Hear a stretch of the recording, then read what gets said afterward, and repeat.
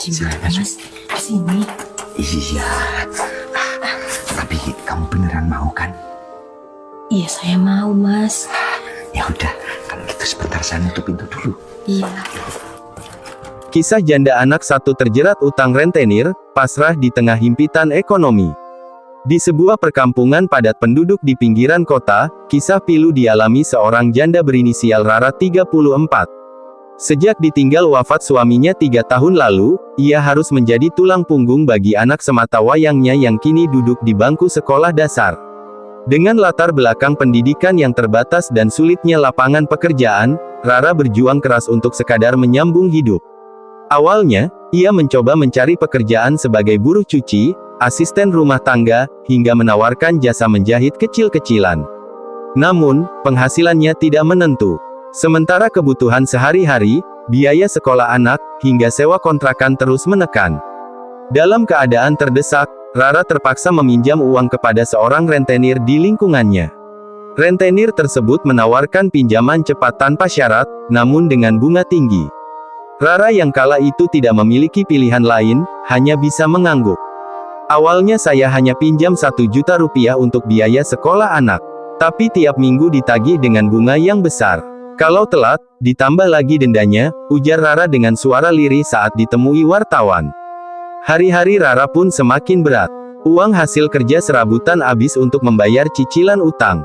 Sementara kebutuhan rumah tangga dan pendidikan anaknya sering terabaikan. Setiap kali penagih datang, Rara hanya bisa menunduk. Bahkan, beberapa kali ia dimarahi dengan kata-kata kasar di depan tetangga. Situasi ini membuat Rara terpojok. Ia sudah berusaha mencari pekerjaan lebih baik, melamar ke berbagai tempat, namun ditolak dengan alasan usia dan kurangnya pengalaman. Saya sudah berkeliling cari kerja, tapi tidak ada yang mau menerima. Saya hanya ingin bisa bayar utang dan besarkan anak, katanya. Kini, Rara mengaku pasrah. Meski terus ditekan oleh rentenir, ia tak lagi punya daya. Harapan satu-satunya adalah agar anaknya bisa tetap sekolah dan kelak meraih masa depan lebih baik. Kisah Rara mencerminkan potret banyak janda dan kaum perempuan miskin di Indonesia yang terjebak dalam lingkaran utang akibat sulitnya mencari penghidupan. Pemerhati sosial di wilayah tersebut mengungkapkan bahwa praktik rentenir kerap menjadi jerat bagi masyarakat kecil. Mereka mengambil kesempatan dari kondisi warga yang terhimpit ekonomi. Pemerintah perlu hadir memberikan akses pinjaman yang lebih manusiawi, misalnya lewat koperasi atau bantuan UMKM, ungkapnya. Sementara itu, warga sekitar berharap ada solusi agar Rara bisa lepas dari beban utang yang mencekik. Pasalnya, kisahnya bukan hanya soal uang, tetapi juga tentang perjuangan seorang ibu tunggal yang ingin tetap bertahan demi anaknya. Demi bisa membayar hutang akhirnya yang tadinya ibu janda anak satu tidak mau, akhirnya datang ke rumahnya si penagih hutang, demi mendapatkan uang dan kontrakannya dibayarkan. Akhirnya pasrah. Demi anaknya, janda tersebut akhirnya rela memberikan dompetnya kepada rentenir tersebut, setiap dompetnya diberikan kepada rentenir tersebut janda tersebut pun dibekali uang. Janda tersebut bukan hanya kepada rentenir menjual dompetnya namun pada orang lain pun rela menjual dompetnya demi mencukupi kehidupan sehari-hari juga bisa menyekolahkan anak. Seorang janda anak satu, perlahan mulai membaik setelah sebelumnya sempat terpuruk karena berbagai kesulitan ekonomi. Sejak ditinggal suaminya 2 tahun lalu, Rara harus berjuang sendirian membesarkan anak semata wayangnya yang kini duduk di bangku sekolah dasar. Awalnya, Rara sempat mengalami masa-masa sulit. Ia kehilangan sumber penghasilan tetap, sementara kebutuhan rumah tangga dan biaya sekolah anak terus berjalan. Kondisi itu sempat membuatnya terjerat utang karena terpaksa meminjam ke sana-sini demi bertahan hidup. Namun, titik balik kehidupannya datang ketika seorang sahabat menyarankan Rara untuk mencoba berjualan dompet secara online. Bermodalkan ponsel sederhana dan koneksi internet seadanya, Rara memberanikan diri memasarkan produk-produk dompet kekinian melalui media sosial. Awalnya saya tidak yakin bisa. Tapi ternyata ada banyak orang yang tertarik, terutama kalau saya rajin upload foto dan memberikan pelayanan cepat, ujar Rara saat ditemui di rumah kontrakannya. Meski keuntungannya tidak seberapa di awal, lambat laun pesanan semakin banyak. Bahkan, kini Rara sudah memiliki pelanggan tetap dari berbagai daerah.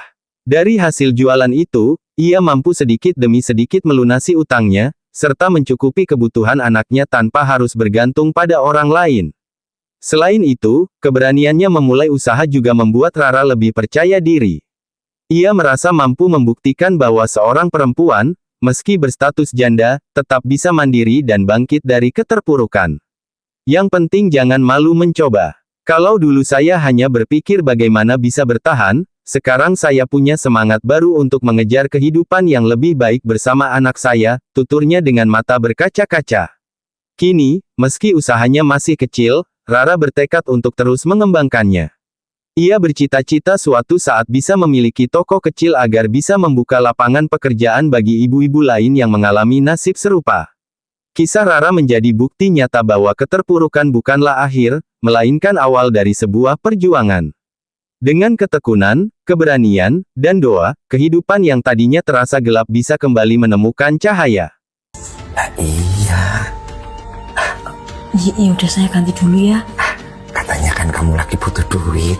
Iya mas. Masa juga lagi butuh. Ya sudah sebentar saya ganti dulu ya. Kamu mau ganti di sini atau di? Kamar mandi aja. Kenapa malu sih? Sudah buruan. Sebentar ya mas. Pas banget kalau ini. Memang segala sesuatu itu kalau memang udah takdirnya pasti datang juga. Kali ini pasti jas banget nih. Ayo buruan, lama banget. Iya mas. Sudah mas. Kalau sudah, sekarang kamu ikut saya. Kemana? Ya bukan di sini lah. Iya mas. Ayo. Gimana mas? Kesini. Iya. Tapi kamu beneran mau kan? Iya saya mau mas. Ya udah, kalau gitu sebentar saya nutup pintu dulu. Iya.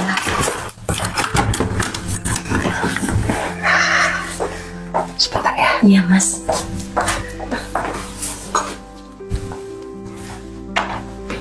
Loh, ini maksudnya apa mas? Sudah, ini dipakai untuk nutup kepala. Terus nanti saya yang baca mantra, saya nungguin lilin. Kamu yang ngambilin duit, ngepet. Maksudnya ngepet mas? Lah iya kan kamu lagi butuh duit, saya juga lagi butuh. Kalau kayak gini saya nggak mau mas. Makan kencang. Sebentar dulu. Aduh, gimana sih? Katanya butuh duit.